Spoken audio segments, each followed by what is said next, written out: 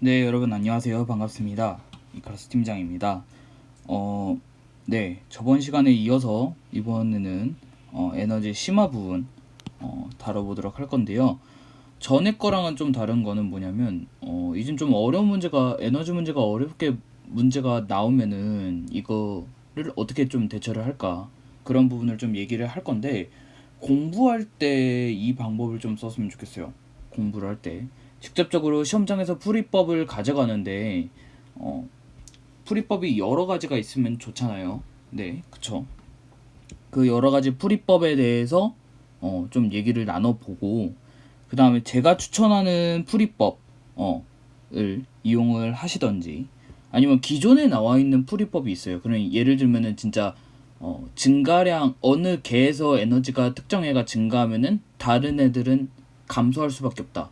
그러니까 개가 보존이 되는 상황에서 특정 놈이 증가하면은 에너지가 특정 놈은 감소할 수밖에 없다. 이거 이용해서 푸는 것도 있지만 그거 말고 다른 방법으로 한번 풀어보면 어떨까 싶어서 제가 영상을 준비했고요. 그 제가 따로 그 방법에 대해서는 설명은 안 할 거예요. 그러니까 수능 특강이라던가 아니면 여러 가지 기출문제 해설집을 보면은 그 부분은 충분히 해결될 수 있을 거라 저는 믿습니다. 네. 만약에 그게 약간 부족하다 싶으면은 밑에 댓글을 달아주세요. 제가 이 부분은 부족한 것 같다. 그런 분들이 한 분이라도 계시면은 제가 영상을 다시 또 찍겠습니다. 예. 이번 영상에서는 그거에 대해서 얘기는 안 나눌 거고요. 예. 심화 파트. 그러니까 이렇게 풀었으면 좋겠다 싶은 거. 그리고 공부할 땐 이렇게 공부해라. 이런 거 제가 알려드리도록 하겠습니다. 자, 일단은 봅시다. 되게 어떤 게 많이 나오냐면요. 예를 들면 20번 문제처럼 이거 이번에 19학년도 6평이에요. 네. 여기서 A의 운동 에너지 증가량은 B의 중력 포텐셜 에너지 증가량의 5분의 4배라고 돼 있죠. 네. 이런 식으로 모의 변화량은 모의 변화량의 몇 분의 몇 배 이런 식으로 많이 나온단 말입니다. 이거를 어떻게 해석을 하느냐 그거에 따라서 두 가지로 분류가 돼요. 풀이 방법이. 첫 번째로는 에너지로 풀 거냐, 두 번째 힘으로 풀 거냐, 역학으로 풀 거냐, 이렇게 두 개가 있습니다. 뭐 대부분 이렇게 생각하시는 분들 많아요. 그 유체라던가 돌림이라던가 이 앞에 부분 되게 계산이 있는 부분 그거를 다 통틀어서 그냥 역학이라 부르고 그게 아닌 걸 비역학이라 부르시는데 그게 아니에요. 솔직히 역학은 그 1단원의 앞부분에 있는 세 가지 파트 속도가 속도, 역학, 에너지 이 세 개 파트 중에 가운데 파트 두 번째 파트 그게 역학이거든요. 네, 이거는 좀 구분해서 알아두시는 게 좋아요. 나중에 대학 가면은 역학 이게 역학이다 비역학이다 그렇게 불리는 거는 거의 없어요. 전기 역학 막 이렇게 부르지. 전기 역학 전기도 역학이에요. 네, 어찌 보면 2단원 3단원도 역학이 될 수 있단 말입니다. 네, 그렇기 때문에 그렇게 부르는 거는 좀 안 좋지 않을까 저는 생각을 하고 아무튼 여기서 들어왔을 때 제가 말하는 역학이랑 여러분들이 생각하는 역학이랑 좀 다를 수 있다라는 점 말씀을 드리고 싶고 역학으로 풀래 에너지로 풀래인데 대부분의 학생들은 이 문제를 풀 때 에너지로 풀었어요. 네, 여기서 보면은 잠깐 한번 풀어볼까요? A의 운동 에너지 증가량은 B의 중력 포텐셜 에너지 증가량의 5분의 4배이다. 그리고 운동 에너지 값이 R에서 Q에서가 4분의 9배다라고 써여져 있죠. 네, 그쵸? 그러면은 이거를 기반으로 한번 생각을 하면은 R에서가 Q에서의 4분의 9배라 했으면은 여기가 4이면은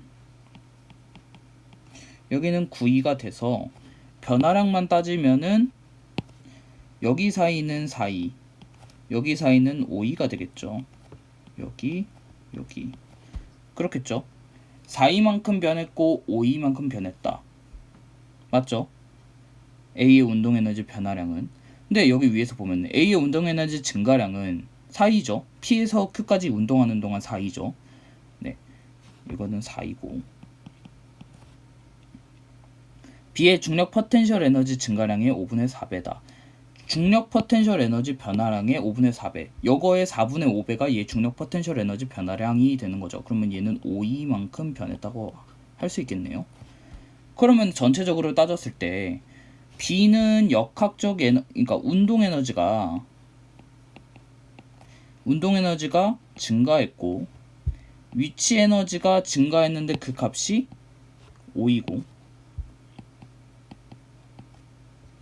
그리고 A 같은 경우는 운동 에너지 증가했는데 그게 4이고, 그 위치 에너지 증가량은 몰라요. 위치 에너지는 감소하겠죠. 증가량이 아니라 감소하겠죠. 근데 위치 에너지 감소량은 알아요. 우리가 L만큼 내려왔을 때 얘는 운동 에너지가 5E만큼 증가했대잖아요. 그러면은 2L만큼 내려왔을 때는 그만큼 포텐셜 에너지를 감소시키고 운동 에너지가 증가했다라는 소리잖아요. 그쵸? 어찌됐든 MGH잖아요. 그쵸? MGH인데 여기서는 H만큼 내려왔으면 얘는 EH만큼 내려왔을 거 아닙니까? 그쵸? 삼각비에 의해서 EH만큼 내려왔는데 H만큼 내려올 때는 OE만큼 변했고, 운동 에너지 변화량이랑 위치 에너지 변화량이 같을 수밖에 없죠. 왜냐면 끙트여진 상태에서 A의 전체 역학적 에너지가 보존이 되어야 되는 상황이니까. 그럼 OE일 거예요. 그러면 EH만큼 내려왔을 때 몇 E만큼 변했겠어요? 12만큼 변했겠죠. 그러면은 얘는 감소량은 12예요. 그럼 다 됐죠. 보세요.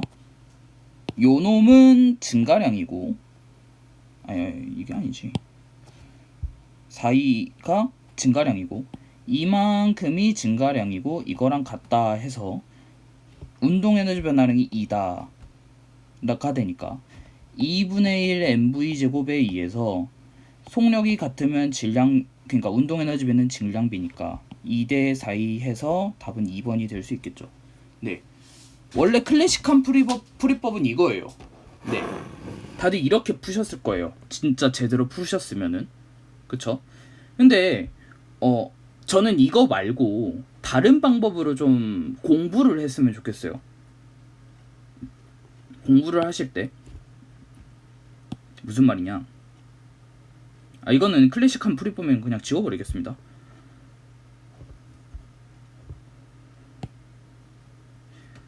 제가 학원생들한테도 이렇게 얘기하는데, 저 이제 오르비 학원에서 제가 수업도 합니다. 네, 수업을 이제 하게 되었는데 거기 분들한테도 얘기를 했는데 에너지를 힘으로 바꾸는 연습을 좀 하시는 게 좋을 것 같아요. 네, 그게 맞아요. 그거를 통해서 연습을 해서 자기가 가지고 그러니까 이게 굉장히 큰 스킬이거든요. 괜찮은 스킬이거든요. 자기가 이거 하나라도 좀 가지고 있으면은 어떤 상황이 닥쳤을 때도 문제를 좀 풀 수 있다 라고 저는 생각이 듭니다. 그래서 한번 알아볼게요. 자, 우리가 대부분 같은 경우는 앞에서도 얘기를 했지만 합력이 한 일은 운동에너지 변화량이다. 외부계의 비보존력이 한 일은 역학적 에너지를 변화시킨다. 이 정도밖에 모르잖아요. 이 정도 알잖아요. 그쵸? 다들 어떻게 했었어요? 힘 곱하기 S는 에너지, 그러니까 적분을 통해서 힘에다가 그만큼 적분을 해서 에너지를 구했죠. 근데 우리는 이 역을 한번 얘기를 해보고 싶어요. 이 역으로 예를 들면은, 자, 원래는 운동 에너지 변화량을 우리는 뭐라고 얘기를 할 수 있어요? 합력이 한 일이라고 얘기를 할 수 있겠죠. 그쵸? 그게 뭐예요? 이렇게 얘기를 할 수 있겠죠. 그쵸? 그 다음에 위치 에너지 변화량은 뭐라고 할 수 있을까요? 이렇게 얘기할 수 있어요. MGH죠. 그쵸? 역학적 에너지 변화량은 어떻게 얘기할 수 있어요? 이거는 외부 비보존력이 한 일이라고 할 수 있겠죠. 그쵸? 근데 대부분의 문제 같은 경우는 이 아래서도 마찬가지로 P에서 Q까지 운동하는 동안이라고 얘기했죠. 그러니까 어디에서 어디까지 이동하는 동안이라고 얘기했기 때문에 뒤에 붙는 이 S, 이 변이는 다 같게끔 설정이 되는 경우가 상당히 많아요. 기출문제 푸시면은. 근데 그거와 그거가 같다라고 두면은 그럼 결국에는 어떻게 되냐면 이 S가 모두 사라져요. S가 양변에서 모두 사라지기 때문에 어떤 거를 얘기를 할 수 있냐면 운동 에너지 변화를 통해서 합력을 알 수 있고 위치 에너지 변화량을 통해서 중력을 알 수 있고 역학적 에너지 변화량을 통해서 외부 힘을 알 수 있습니다. 네, 이렇게 세 가지를 알 수 있습니다. 그렇게 되는데 외부 힘을 그러니까 중력이랑 합력이랑 몇 대 몇 비니를 물어보는 거랑 똑같은 거예요. 거의 몇 대 몇 비다라는 거랑 똑같은 거예요. 무슨 말인지 알겠죠? 그러니까 운동 에너지 변화량은 위치 에너지 변화량의 몇 배다. 이런 식으로 얘기하는 거 보면은 몇 배다. 얘는 이 힘은 이 힘의 몇 배다라는 거를 얘기를 할 수 있겠다라는 말씀입니다. 예를 들면 아래 거를 볼게요.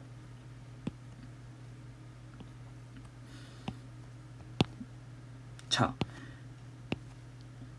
파란색으로 A 운동 에너지 증가량. 자, 운동 에너지 증가량이 뭐예요? 얘의 질량을 라지 M, 얘의 질량을 스몰 m이라고 두면은 A의 운동 에너지 증가량은 얼마일까요? 이거겠죠. 근데 여기선 이동거리가 2L이니까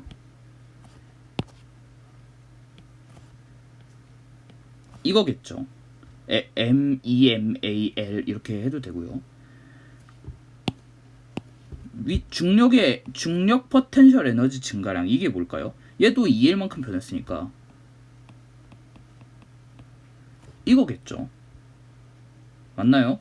그러면은 이거에 잠깐만 이거 왜 이렇게 돼있니? 5분의 4배 라고 쓰여져 있으니까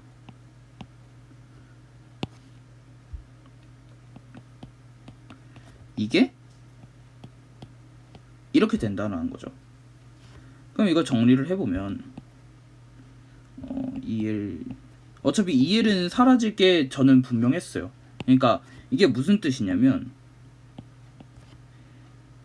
A의 합력이 B의 중력의 5분의 4배다 라는 거를 알려주고 있는 거예요. 네, 그렇죠. 그거 이용해서 하시는 게 좋아요. 맞아요. 그리고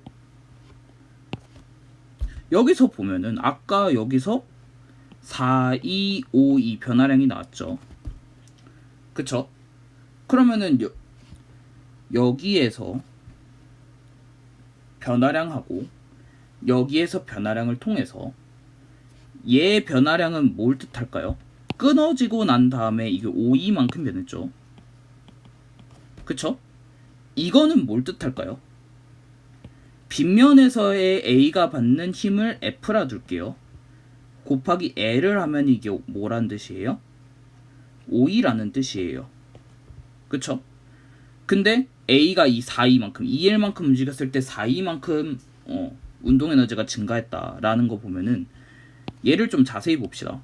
얘를 좀 자세히 보면은 얘는 빗면 아래로 F라는 힘을 받고요.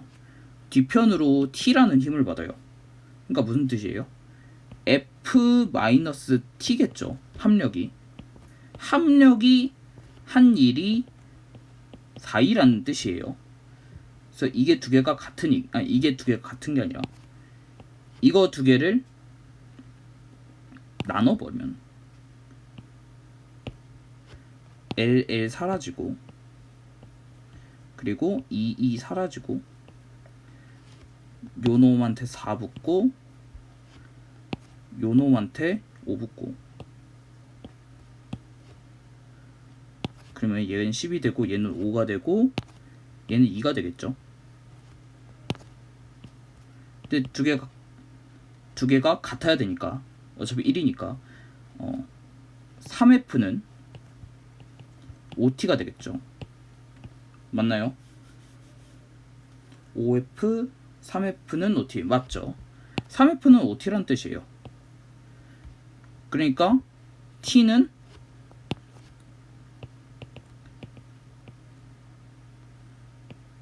이게 되니까 얘가 5분의 3 F란 뜻이었어요. 그쵸? A는 빗면 아래로 받는 힘이, 다시 정리해보면 F였는데 얘가 5분의 4F만큼 받아서 5분의 3F만큼 장력이 가해져서 얘 R자임이 어떻게 됐다라는 거예요? 5분의 2F가 됐다라는 뜻이에요. 근데 A가 P에서 Q까지 운동하는 동안 A의 합력이 이거니까 이게 얼마래요? 이거랑 B의 중력 mg의 5분의 4배래요. 그러면은 mg는 얼마란 뜻이에요? 2분의 1 F란 뜻이죠. 그쵸?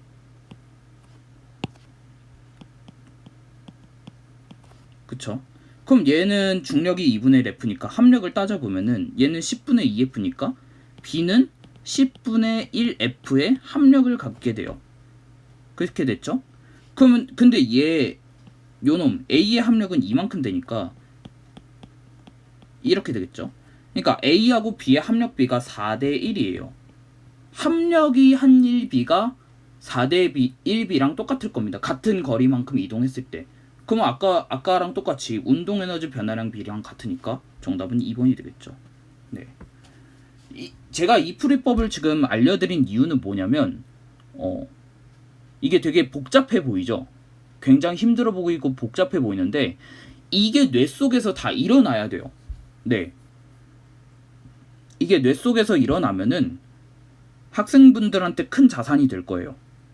네. 에너지로 빨리 풀 수 있다. 이게 중요하긴 해요. 뭐 빨리 푸는 거 중요합니다만 이거를 연습해가지고 머릿속에 가지고 있으면은 이거랑 똑같이 안 나올 수도 있잖아요. 그쵸?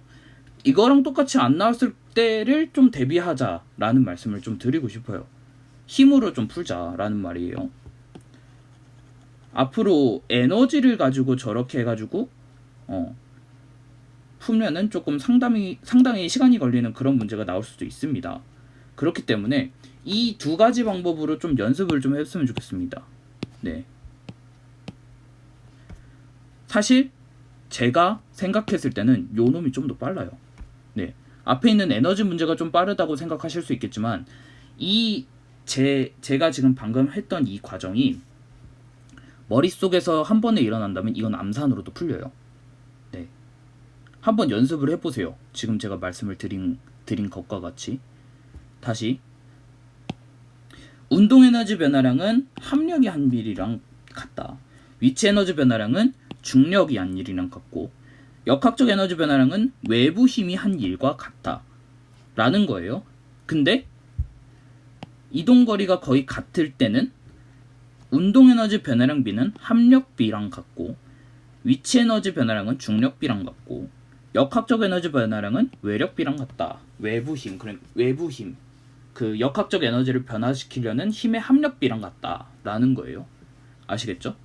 연습을 반드시 해보시기 바랍니다.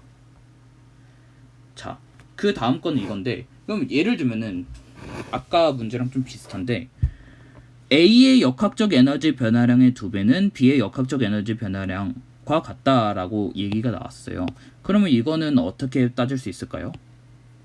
자, 얘는 중력을 받아요. 중력을 받고 얘는 장력이 T1, T2라고 하면은 A의 역학적 에너지 변화량의 2배라고 하면은 A의 역학적 에너지를 변화시키려는 요인이 뭐가 있어요? 요 놈이잖아요. 그렇기 때문에 T1의 2배가 B의 역학적 에너지 변화량, 만약에 이렇게 움직였다고 쳐보면 T2-T1의 이랑 같다라고 해석을 할 수 있겠죠. 그러면은 3T1은 T2가 되니까 T1하고 T2B가 나와요. 네. 이렇게 되겠죠.